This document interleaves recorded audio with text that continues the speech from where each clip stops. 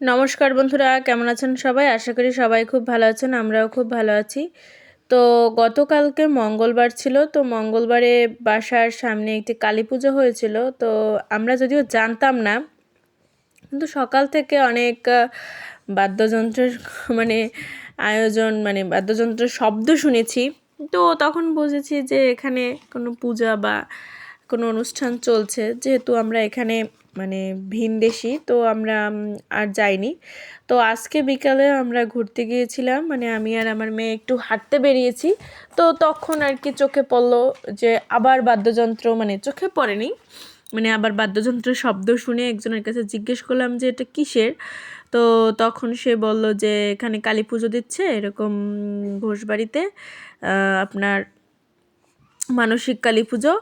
তো আমি আর আমার মেয়ে একটু চলে গেলাম যে গিয়ে একটু দেখে আসি। আর আমার মেয়ে তো বাদ্যযন্ত্রের মানে শব্দ শুনলেই নাচানাচি শুরু করে দেয়। তো আমার মেয়েকেও একটু দেখিয়ে নিয়ে আসলাম যে চলো যাই তাহলে একটু দেখে আসি। এই যে আমি আর আমার মেয়ে বেরিয়ে একটু দেখে আসলাম কালী পুজো। তো এটা ছিল মানসিক কালী পুজো, আর এটা ছিল একটা বাড়ির উপরে কালী পুজো। তো এখানকার মানুষ আমাকে জিজ্ঞেস করতেছিল যে আমি কোথার, মানে আমার বাসা কোথায়, কখনো দেখিনি। আর এখানে মাকে বরণ করতেছিল, সিঁদুর খেলা হচ্ছিল, তারপরে পাশে আরতি দেওয়া, ধুনুচি নাচ নাচতেছিল। আর এগুলো নড়াইলে সচরাচর হয়েই থাকে, মানে আমার দেখা মতে অনেকগুলো এরকম দেখেছি, মানে অকেশন ছাড়াও, মানে যখন পুজো না তারপরও পুজো করে এরকম। তো